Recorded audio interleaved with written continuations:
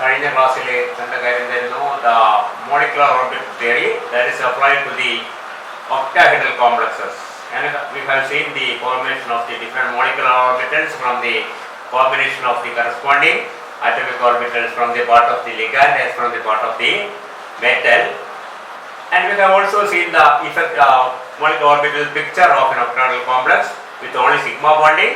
And also when pi bonding is there, what happens to the picture, or what is the difference in the energy of the orbitals?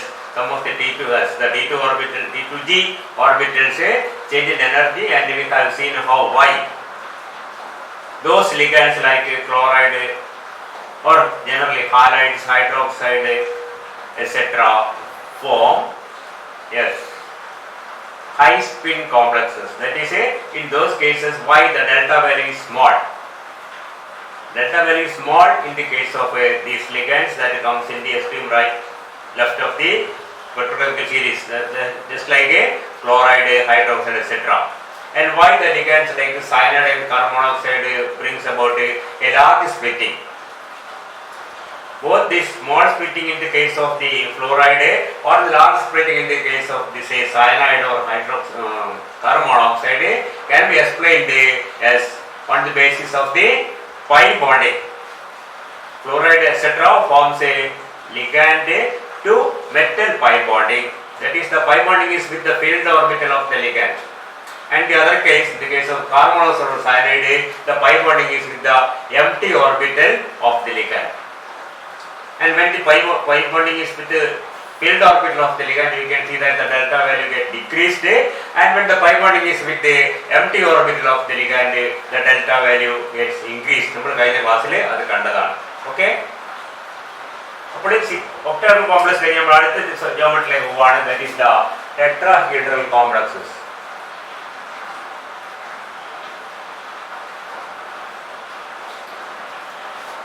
When looking into the crystal field theory of a tetrahedral complex, we have seen that the arrangement of ligands around the metal in a tetrahedral complex can easily be understood if we consider as a cube. The arrangement of ligands in the case of an octahedral complex can easily be understood because two ligands are along x-axis, two along y-axis and two along z-axis, very clear, and also the relative position of the ligand with that of the orbital can easily be understood in the case of octahedral complex because both are related with the axis. ഒന്നുകിൽ axis നേരെ അല്ലെങ്കിൽ ആക്സിസിനടുക്ക്, ligand ആക്സിസിന് നേരെ. അതുകൊണ്ട് തന്നെ ഏത് ഓർബിറ്റിൽ ligand നേരെ വരുമെന്നും ഏത് ഓർബിറ്റിൽ ലിഗാൻഡിന് ഇടക്ക് വരുമെന്നും കൃത്യമായിട്ട് പറയാൻ വളരെ എളുപ്പമാണ് in the case of a octahedral complex. But when we come to tetrahedral complex, that's not so easy. We have seen that if you consider a cube,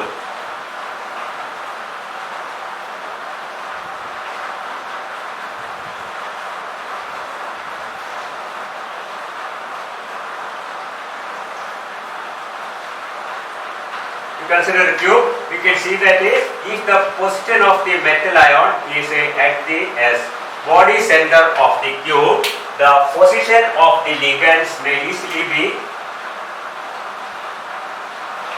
understood like this.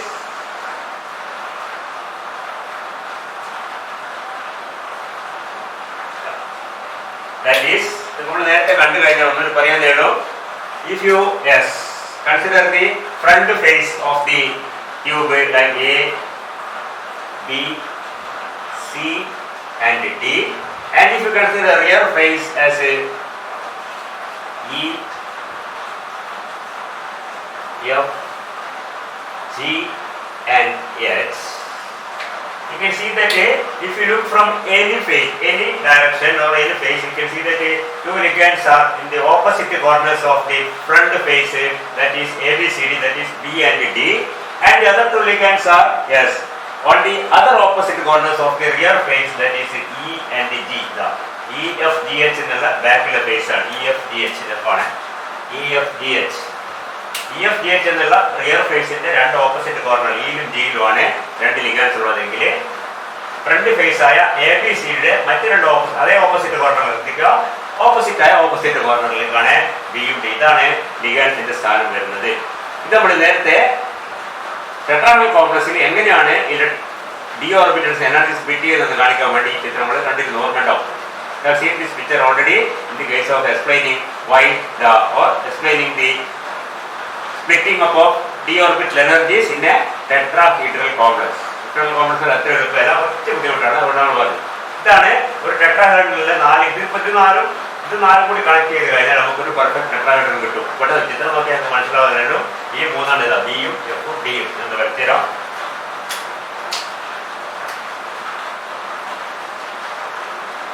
ഒരുപാട് രേഖകൾ വരുമ്പോൾ കൺഫ്യൂഷൻ വരും.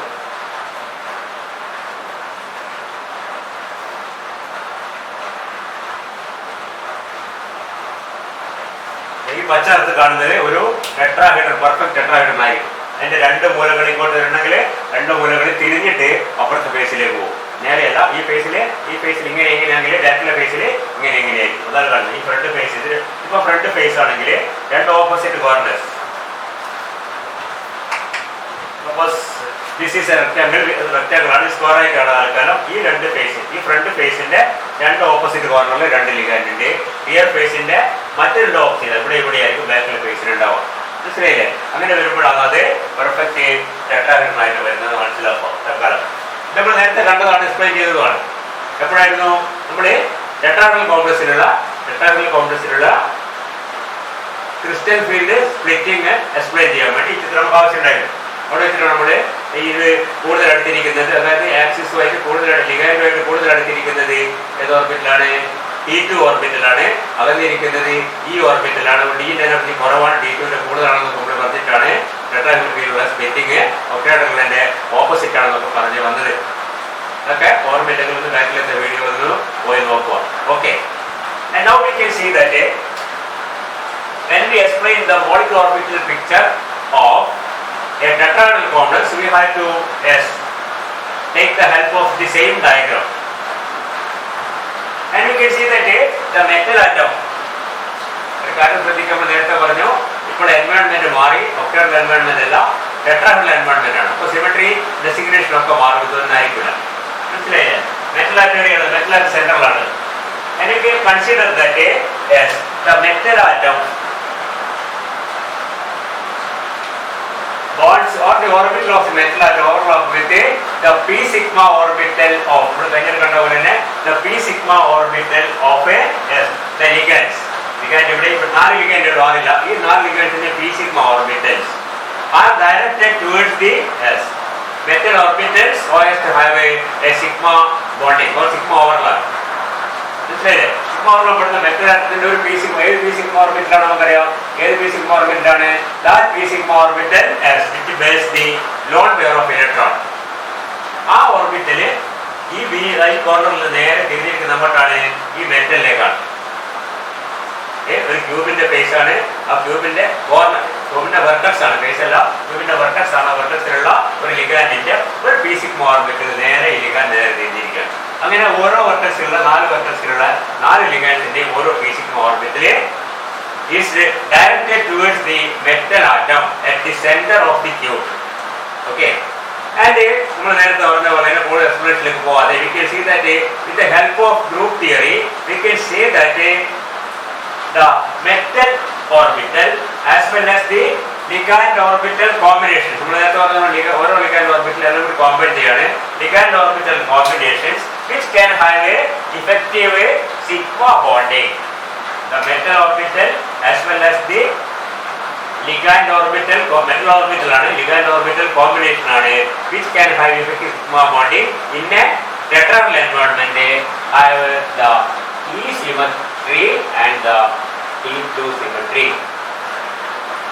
Metal ആറ്റത്തിന്റെയും ligand ആറ്റത്തിന്റെയും ശ്രദ്ധിക്കുക, ലിഗാൻഡിന്റെ orbital ligand ഒരു p sigma orbital മാത്രമല്ല, ഈ പി സിഗ്മ ഓർബിറ്റൽ ഇവിടുന്നും പോകുന്നുണ്ട്. ഈ 4 ഡിഫറെന്റ് കോമ്പിനേഷൻ മനസ്സിലായില്ലേ? will have the E symmetry and the T2 symmetry. Got the point? And the same will be the case of the metal ion also. Metal അയോണിന്റെയും E symmetry T2 symmetry ഉള്ള ഓർബിറ്റൽസും ലിഗാൻഡിന്റെ E സിമെട്രിയും T2 symmetry ഓർബിറ്റൽസും ആണ് എന്ത് ചെയ്യുന്നത്? Sigma bond formation നടക്കുന്നത് or the combination നടക്കുന്നത് ഈ sigma bond formation is between the metal orbitals having the symmetry E and P2 and also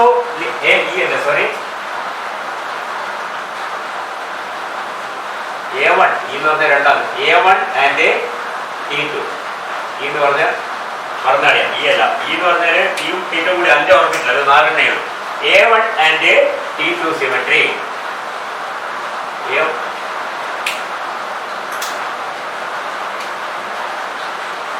A1 and T2 symmetry. So the metal orbital as well as the ligand orbital combinations which are suitable for sigma bonding in a tetrahedral environment should have A1 symmetry and T2 symmetry. അതിൽ നമുക്ക് T2 സിമെട്രിയും ഈ സിമെട്രിയും എന്ന് പറയുന്നത് ഇവിടെ എന്താണ് A1 സിമെട്രിയും T2 സിമെട്രിയും ആണ്. ഒറ്റ common സിലിക്കേഷൻ എന്തായിരുന്നത് അത് EG symmetry, A1G symmetry, T1U symmetry ആയിരുന്നു.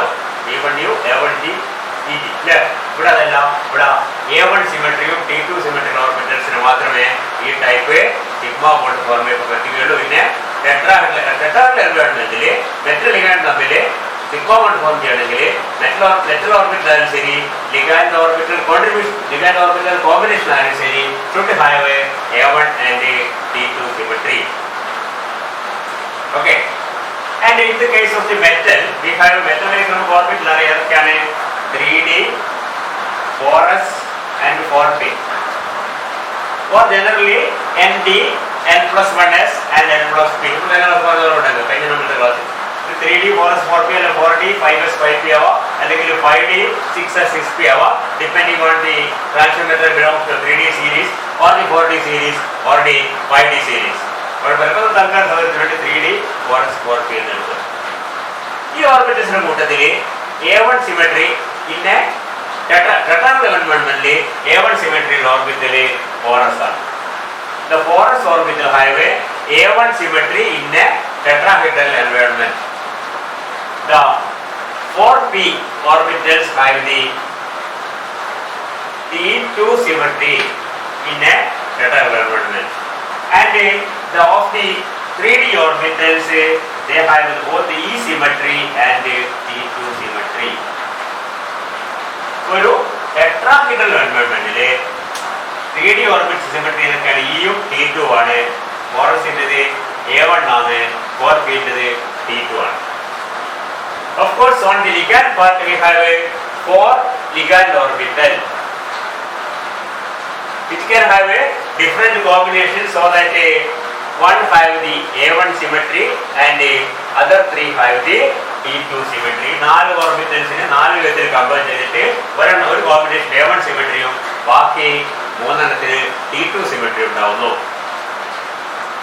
Then we can see that the orbitals now which can combine will be the ligand orbital combination having A1 symmetry and the metal orbital having the A1 symmetry. Metal orbital 4s. So 4s orbital ആയിട്ട് combine നമ്മൾ നേരത്തെ പറഞ്ഞ പോലെ 4s orbital 4 direction ഇപ്പോൾ 6 ഇല്ല 4 ഡയറക്ഷനിൽ വരുന്നതിന്റെ orientation ഇങ്ങനെയായിരിക്കും. See something like this. ചിത്രം നമ്മൾ നേരത്തെ പോലെ വരക്കണമെന്നില്ല, മനസ്സിലാക്കിയാൽ മതി. ഇങ്ങനെ പ്ലസ് പ്ലസ് പ്ലസ് പ്ലസ് ഈ ഡയറക്ഷൻ വരുന്നത്. ഇത് നമ്മളിവിടെ കാണുന്ന ഒരു പ്ലെയിൻ അല്ല, 3D സ്ട്രക്ചറാണ്. ഇവിടുന്ന് ഒരു കോമ്പിനേഷൻ. ഈ 4 ഓർബിറ്റൽസിന്റെ 4 ലിഗാൻഡ് ഓർബിറ്റൽസ് ഒരു കോമ്പിനേഷൻ. മറ്റേ കോമ്പിനേഷൻ ജസ്റ്റ് ഓപ്പോസിറ്റ് ആയിട്ട് ഇതൊരു അതേ കോമ്പിനേഷൻ തന്നെ റിവേഴ്സ് ആയിട്ട് A1 പ്ലസ് ഇത് Ψ1 പ്ലസ് Ψ2 ആണ്. Ψ1 മൈനസ് Ψ2 ആകുമ്പോൾ എന്താവും? Ψ1 മൈനസ് Ψ2 ആകുമ്പോൾ ഈ പ്ലസ് ഇങ്ങോട്ട് പോയി മൈനസ് ഇവിടത്തേക്ക് വരും. That is anti bonding. This is actually എന്താണ് bonding A1 bonding molecular orbital. And if these signs are reversed, negative here, positive here, that will be A1 antibody. ഇപ്പോൾ നേരത്തെ ഒബ്സർവേഷൻ കേസ് കണ്ട പോലെ തന്നെ A1 bonding orbital A1 antibody orbital ഉണ്ടാവും. പറയുന്നത് clear ആവുന്നുണ്ടോ? അപ്പോൾ ശ്രദ്ധിക്കുക, ഇതുപോലെ അപ്പൊ ലിഗാൻഡിന്റെ A1 symmetry ഉള്ള ligand orbital contribution can very well form sigma bond with as the metal s orbital. But when we go to the ligand or orbital combinations with T2 symmetry. T2 symmetry യിലെ ligand orbital combination മൂന്നെണ്ണം ഉണ്ടാവും. ഇവിടെയോ ഇവിടെ മൂന്നെണ്ണം ഇവിടെ ഉണ്ട്. മൂന്ന് d orbital നമുക്കറിയാം dxy, dyz and dxz ആയിരിക്കും. ഈ എന്ന് പറയുന്നത് d squared minus y squared and dz squared ആയിരിക്കും. So both the two sets, that is a set of 4p orbitals have the T2 symmetry, and a set of 3d orbitals also have the T2 symmetry.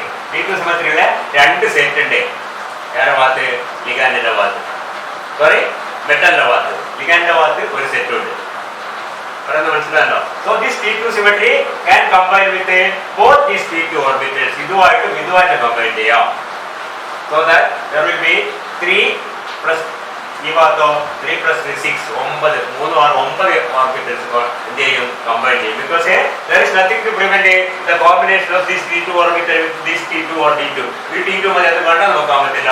T2 symmetry ഉള്ള എല്ലാ ഓർബിറ്റൽസും തമ്മിൽ combination നടക്കും. അപ്പോൾ ലിഗാൻഡിന്റെ ഭാഗത്ത് ഒരു 3 p sigma orbital combination ഉണ്ട് with the T2 symmetry, and on the metal part we have 3 4p orbitals with the T2 symmetry, also 3d orbitals with the T2 symmetry. അപ്പോൾ ഇതൊക്കെ തമ്മിൽ ബോണ്ട് പോലെ ഈ ഓർബിറ്റൽ will remain, ഈ orbital corresponding ആയിട്ട് ഈ ഭാഗത്തേക്ക് ഇല്ലാത്തതുകൊണ്ട് മനസ്സിലായില്ലേ, there are no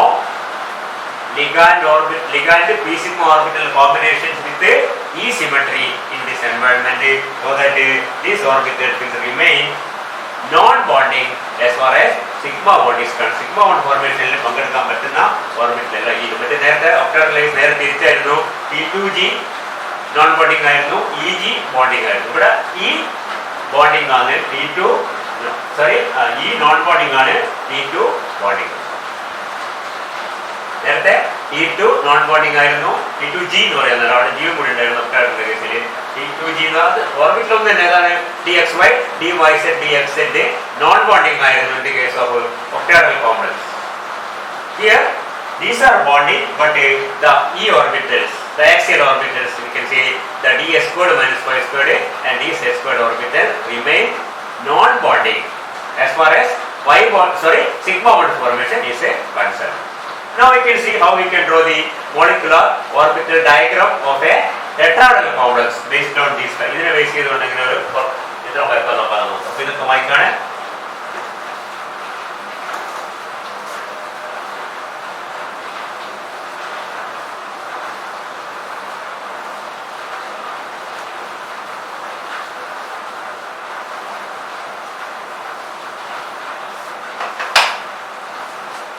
So we have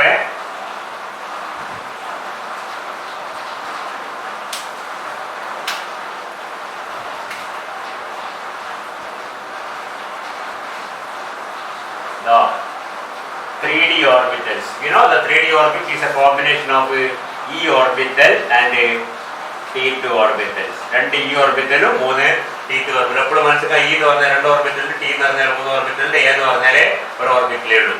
okay, അത് നിങ്ങൾ നേരത്തെ അറിയുന്ന കാര്യം. Then we have the forest. Having the A1 symmetry. G എന്ന് എഴുതി പോയത് because it is tetrahedral, no G. And we have say 1 2 3 L orbital, 4p orbital having the T2 symmetry. ഇതിപ്പോൾ മെറ്റലിന്റെ ഭാഗമായി കഴിഞ്ഞു. മെറ്റലിന്റെ 3d orbital, 4s orbital, 4p orbital with 3d orbital with E symmetry and T2 symmetry. E എന്ന് പറഞ്ഞാൽ നമുക്കറിയാം s squared minus y squared z squared ആണ്. T2 എന്ന് പറഞ്ഞാൽ ബാക്കി 3 ആണ്. ഇത് A1 symmetry, that's A 4s orbital. ഇത് T2 symmetry.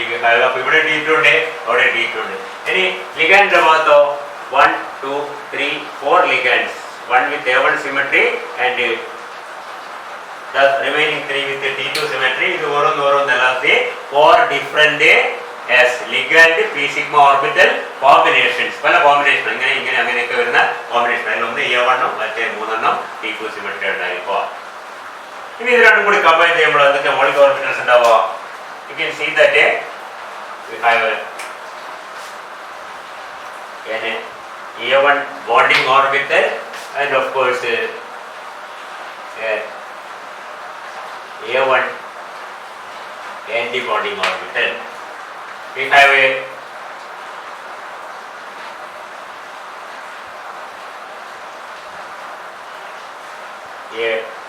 T2 orbital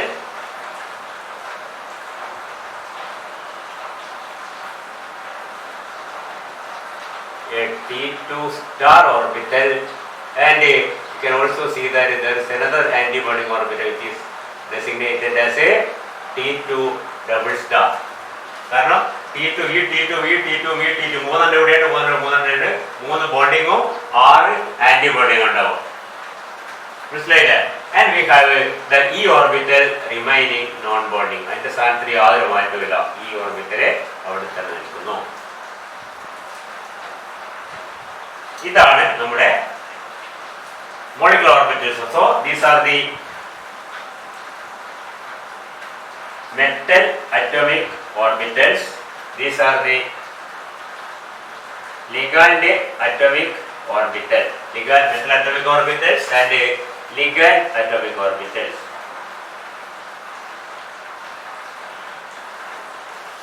And these are the molecular orbitals, and of course we can connect them. A1 കൂടി connect ചെയ്യാം. Connect ചെയ്താൽ മാത്രമേ ആ ചിത്രത്തിന് ഒരു ഷേപ്പ് വരികയുള്ളൂ. A1 സ്റ്റാറും A1 സ്റ്റാറും. ഓക്കെ, ഈ ആണെങ്കിൽ ഈക്ക് യാതൊരു മാറ്റമില്ല, നേരെ തന്നെ ഉണ്ടെങ്കിൽ. പിന്നെ T2 കണക്ട് ചെയ്യും. ശ്രദ്ധിക്കുക, ഒന്ന് ഓരോ T2 ഇതിലേക്ക് കണക്ട് ചെയ്യാം. ഇവിടെ 3 T2ലേക്കും T2 സ്റ്റാറിലേക്കും T2 2 സ്റ്റാറിലേക്കും ഇവിടുന്ന് വരക്കുക. ഈ T2ൽ നിന്ന് T2ലേക്കും T2 സ്റ്റാറിലേക്കും T2 2 സ്റ്റാറിലേക്കും വരക്കുക. ഈ T2ൽ നിന്നും T2 സ്റ്റാറിലേക്കും T2 2 സ്റ്റാറിലേക്കും T2ലേക്കും വരും.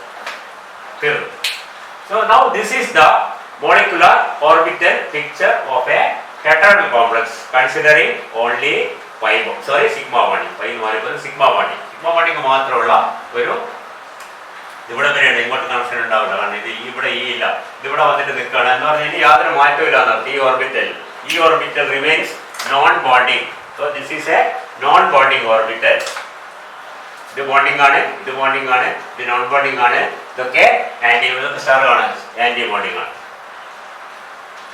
And remember that there are two sets of T2 anti-bonding orbital. Why so? Because the ligand orbital combinations with a T2 symmetry combined with a two sets of atomic orbitals of metal, both with a T2 symmetry. T2 symmetry tetrahedral environmental T2 symmetry രണ്ട് set of orbitals മെറ്റലിന്റെ കയ്യിലുണ്ട്. ഒന്ന് എന്താണ്?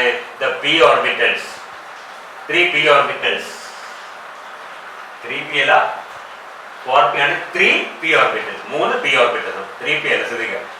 And 3d orbitals, 3d orbital ഉണ്ട്, 3p orbital ഉണ്ട്. രണ്ടിനും sigma bond formation possible ആണ്.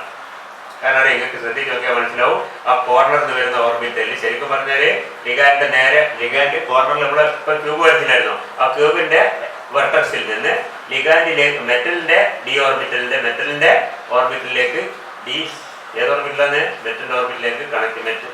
കോർണറിൽ ആരാളുള്ളത്? വെർട്ടക്സിൽ ആരാളുള്ളത്? Ligand p orbital. അതിൽ ഇവിടുന്ന് ഡയറക്റ്റ് ആയിട്ട് അങ്ങോട്ട് നോക്കിക്കഴിഞ്ഞാൽ നേരെ വരുന്ന ഓർബിറ്റൽ ഒന്നുമില്ല. സത്യം പറഞ്ഞാൽ നമുക്ക് കാണാൻ പറ്റും. കുറച്ച് വളഞ്ഞിട്ട് വരുന്ന രണ്ട് സെറ്റും ഉണ്ട്. ഏതാണ്?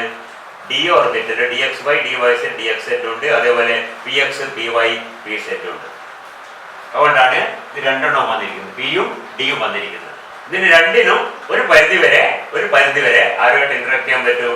അവിടെ നിന്ന് ഇങ്ങോട്ട് ഡയറക്ട് ചെയ്തിരിക്കുന്ന ലിഗാൻഡിന്റെ P സിഗ്മ ഓർബിറ്റലായിട്ട് ഇന്ററാക്ട് ചെയ്യാൻ പറ്റും.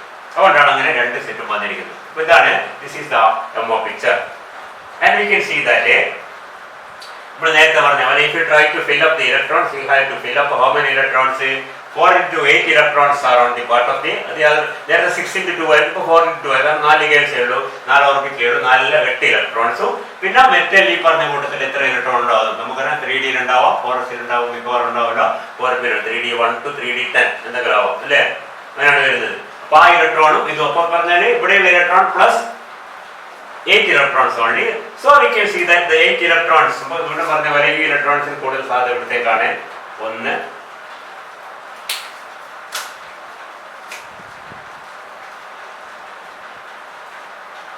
ഒരു സെറ്റ്, ഒരു പേര്, രണ്ടാമത്തെ പേര്, മൂന്നാമത്തെ പേര്, നാലാമത്തെ പേര്. So the electrons from the part of the ligand goes into the A1 orbital and the T2 orbital.